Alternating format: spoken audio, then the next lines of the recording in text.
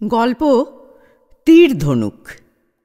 বাংলায় বাস করে খাঁটি বাঙালি হয়েও যুগের সঙ্গে তাল মেলাতে ছেলেকে ইংরেজি মিডিয়ামে ভর্তি করতে বাধ্য হয়েছে অহনা, মানে টিটুর মা।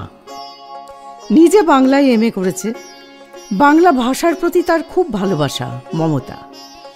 টিটুকে পড়াতে বসে যন্ত্রের মতো পড়ায় আর মনে মনে ভাবে তার ছেলেটা বাংলা ভাষার অমূল্য সম্পদ থেকে বঞ্চিত হয়ে থাকবে। নামি স্কুলে ভর্তি করার মাসুল দিতে হচ্ছে। স্কুল এত দূরে, টিটুকে সবার আগে বাসে তোলে আর সবার শেষে বাস থেকে নামায়। কতখানি সময় নষ্ট। তাও এখন মর্নিং স্কুল বলে বাঁচোয়া। দুপুরটা ঘুমিয়ে কাটিয়েও বিকেলে কিছুটা খেলার সময় পায় বেচারা। সন্ধ্যে থেকে পড়ানো শুরু, সে আর এক পর্ব। কবে ছেলের মন বসবে, কবে বসবে না, গড নোজ। বেশিরভাগ দিন সব পড়া শেষ করাই যায় না। 9:30 পরে আর কি বসিয়ে রাখা যায়? খাবার টেবিলে বসে যেটুকু সময় পায় টিটুকে নানা রকমের গল্প শোনায় অহনা। আপাতত রামায়ণের গল্প শেষ করে মহাভারতের গল্প শুরু হয়ে গেছে। অহনাদের সময়ে ছোটদের রামায়ণ, ছোটদের মহাভারত এসব চটি বই পাওয়া যেত। তাতে একটা কাজের কাজ হয়েছিল, ছোটদের রামায়ণ পড়ে অহনা কৃত্তিবাস ওঝার রামায়ণ পড়ে ফেলেছিল। মহাভারতের ক্ষেত্রেও তাই। কাশিরাম দাসের মহাভারত পড়ে মুগ্ধ হয়ে গেছিল অহনা। ছেলের জন্য কলেজ স্ট্রিট থেকে ছোটদের রামায়ণ একটা কিনে এনেছে। ছেলে কবে পড়বে, আদৌ পড়বে কিনা কে জানে। তবে সারা বছর কোনো না কোনো টিভি চ্যানেলে রামায়ণ এবং মহাভারত চলতেই থাকে। সময় সুযোগ থাকলে ওই সময় টিভিটা খুলে রেখে দেয়। হনুমান খুব প্রিয় চরিত্র টিটুর। বিশেষ করে আকাশপথে এক হাতে গন্ধমাদন পর্বত নিয়ে যে ছবিটা দেখেছে সেটা ওর মনে গেঁথে আছে।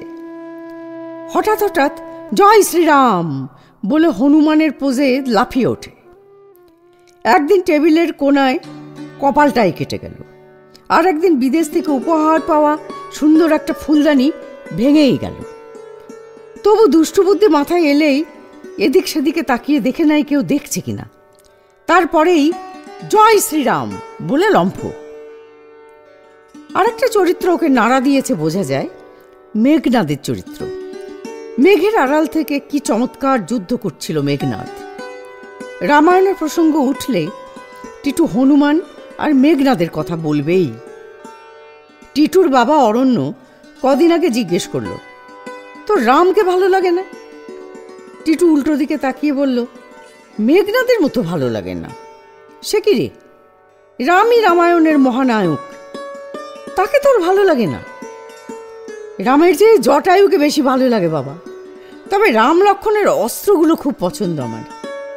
চোখ বন্ধ করে আকাশের দিকে মুখ রেখে বিড়বিড় করে কি সব মন্ত্র বলছে, আর হাতে এসে যাচ্ছে অদ্ভুত অদ্ভুত ডিজাইনের তীর। কি মজা বলো! অস্ত্র বইবার হাঙ্গামা নেই, গুলি ফুরানোর চিন্তা নেই। বন্দুক, রাইফেল, বাজে অস্ত্র ওসব আমার ভালো লাগে না। আমাকে একটা তীর ধনুক কিনে দেবে বাবা? কি করবি? কার সঙ্গে যুদ্ধ করবি? হয়তো বাড়ি ফিরে দেখবো তীর মেরে মায়ের 2 চোখ কানা করে দিয়েছিস। যাও, তোমার সঙ্গে আনি আমার। আমি তো মিথ্যে মিথ্যে খেলবো, মিথ্যে তীর ধনুক দিয়ে। ঠিক আছে ঠিক আছে, কিনে দেব, কিন্তু একটাই কন্ডিশন, কাউকে মারা চলবে না। মা, তুমিই বলো না, আমি কারোর সঙ্গে মারামারি করি? কিন্তু আমাকে এমনি এমনি যদি কেউ মারে, তাকেও মারবো না। ওই তো সামনের ফ্ল্যাটের রন্টু দাদা আমার সঙ্গে যেখানেই দেখা হয় আমার মাথায় তবলা বাজিয়ে দেয়। খুব ব্যথা লাগে আমার। তবু কোনোদিন ওকে পাল্টা মেরেছি? মায়ের কাছে কমপ্লেন করেছি শুধু। কি বলছে অহনা? রন্টু ওকে মারে? তুমি ওর মাকে কিছু বলনি? বলিনি আবার। তাতে উল্টো ফল হয়েছে। মায়ের কাছে বকুনি খেয়ে সিঁড়িতে টিটুকে দেখে বলেছে, ছি ছি, তুই এত উইক, মায়ের কাছে আমার নামে নালিশ করেছিস? এতদিন তো শুধু মাথায় তবলা বাজাতাম, এবার থেকে আরো জ্বালাবো তোকে। কি বলবে বলো? বাচ্চারা নিজেদের মধ্যে খেলাধুলো, মারপিট, হুটোপুটি এসব করবে, সেটাই স্বাভাবিক। কিন্তু রন্টুর ব্যাপারটা তো বাচ্চা সুলভ নয়। ভাবতে হবে। যাই হোক, টিটুকে ওর থেকে দূরে দূরে থাকতে বলো। আমি তো ওর কাছেই যাই না বাবা, আমাকে দেখলে ওই ছুটে ছুটে চলে আসে আমার কাছে। টিটু বায়না করেছিল ঠিকই, কিন্তু ভাবতে পারিনি দুদিনের মধ্যে তার বাবা তীর ধনুক নিয়ে আসবে তার জন্যে। তীর ধনুক ছেলের হাতে ধরিয়ে অরণ্য আবার সাবধান করল, মনে রাখবে শুধু খেলার জন্য তীর ধনুক, খবরদার কাউকে মারবে না। অহনা বলল, তীর ধনুক নিয়ে বাড়িতেই খেলা করবে, বুঝলে, বাইরে নিয়ে যাবে না কিন্তু। টিটু মাথা নেড়ে নাচতে নাচতে চলে গেল। কিছুক্ষণ পরে অহনার কানে এলো টিটু বলছে, তবে রে দেখাচ্ছি মজা। ব্যালকনিতে গিয়ে দেখলো সামনের পাঁচিলের ওপরে একটা বিড়াল ঘাড় বেঁকিয়ে তাকিয়ে আছে টিটুর দিকে। টিটু ধনুকে তীর লাগিয়ে বিড়ালের দিকে তাক করে আছে। অহনা বলল, কি হলো, বিড়ালকে ভয় দেখাচ্ছ কেন? টিটু বলল, জানো মা, বিড়ালটা রোজ ওই আম গাছের পাখির বাসাটার দিকে না হাঁ করে তাকিয়ে থাকে, কখন পাখির ছানাগুলোকে ধরবে, সেই জন্য ওকে ভয় দেখাচ্ছিলাম। ওই দেখো কেমন লেজ গুটিয়ে পালাচ্ছে। অহনা বলল, পাখির ছানার খবর তুমি জানলে কি করে? আমি দেখেছি তো, ছোট্ট দুটো ছানা ফুরুত ফুরুত করে অল্প অল্প উঠছে, আবার বাসায় ঢুকে যাচ্ছে। আমি ভালো কাজ করেছি মা। হ্যাঁ, খুব ভালো কাজ করেছ। অহনা ভেতরে চলে গেল। ঘণ্টাখানেক পরে আবার ছেলের গলা পেয়ে ব্যালকনির দরজার আড়াল এসে দাঁড়ালো। উল্টো দিকের ফ্ল্যাট বাড়ির ব্যালকনি থেকে রন্টু বলছে, ছি ছি ছি ছি, শেষকালে তীর ধনুক নিয়ে খেলছিস, আদ্যিকালের অস্ত্র নিয়ে বোকার মতো বীরত্ব দেখাচ্ছিস। টিটু বলল, আমার তীর ধনুক ভালো লাগে, আমার বাবা এনে দিয়েছে, আমি খেলছি, তোমার তাতে কি? রন্টু বলল, আমার আবার কি, তোকে দেখলে সবাই হাসাহাসি করবে। এই দেখ আমার রাইফেল, দেখ, ঠা ঠা ঠা ঠা গুলি চালাবো, সবাই আপসে ভয় পেয়ে আমাকে হিরো বলবে, আর তোকে জিরো দেবে। রাইফেলটা তুলে দেখালো রন্টু। টিটু কোনো উত্তর দেবার আগেই অহনা বলল, টিটু চলো, স্নানের সময় হয়ে গেছে, ভেতরে চলো। টিটু বলল, ওই দেখো না মা, রন্টু দাদা কি সব বলছে। সামনে তাকিয়ে দেখে রন্টু ভ্যানিশ। অহনা বলল, আমি সব দেখেছি, ওর সঙ্গে যতটা সম্ভব কম কথা বলবে, দুষ্টুদের এড়িয়ে চলাই ভালো, বুঝলে। পরের রবিবার ছুটির দিন। ব্রেকফাস্টের পরে অরণ্য খবরের কাগজ পড়ছিল। অহনা স্নানে যাবার প্রস্তুতি নিচ্ছে। প্রতি রবিবার সকালে টিটু 1 ঘন্টা অঙ্ক করে, তারপরে খেলা। সেদিনও অঙ্ক শেষ করে ব্যালকনিতে নিজের মতো খেলছিল। হঠাৎ আহ আহ আর্তচিৎকার শুনে অহনা অরণ্য দুজনেই ব্যালকনিতে ছুটে এলো। টিটুর হাতে শুধু ধনুক, তীরটা নেই। উল্টো দিকের ব্যালকনিতে রন্টু কপালে হাত দিয়ে বসে আছে। রন্টুর মা কি হলো কি হলো করে বেরিয়ে এলো। টিটু থরথর করে কাঁপছে। মা বাবা দুজনেই বাচ্চারে কি হয়েছে জিজ্ঞেস করার পরে আঙুল দিয়ে দেখালো। টিটুদের ক্যাম্পাসের উঠোনে আম গাছের নিচে পড়ে আছে 2টো পাখির ছানা, একটু দূরে ভাঙা পাখির বাসাটা। অহনা টিটুর মাথায় হাত রাখতেই টিটু কেঁদে ফেলল।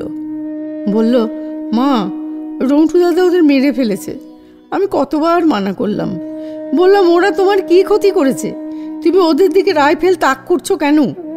আমার কোনো কথা শুনলো না মা, ওদের মেরে ফেললো, সেই জন্য আমি ওকে তীর ছুঁড়ে মেরেছি। আচ্ছা আচ্ছা, ঠিক আছে ঠিক আছে, কেঁদো না, ভেতরে চলো, আমরা ভেতরে গিয়ে কথা বলি। ভেতরে ঢোকার আগে থেকেই রন্টুর মায়ের চেঁচানি শোনা যাচ্ছিল।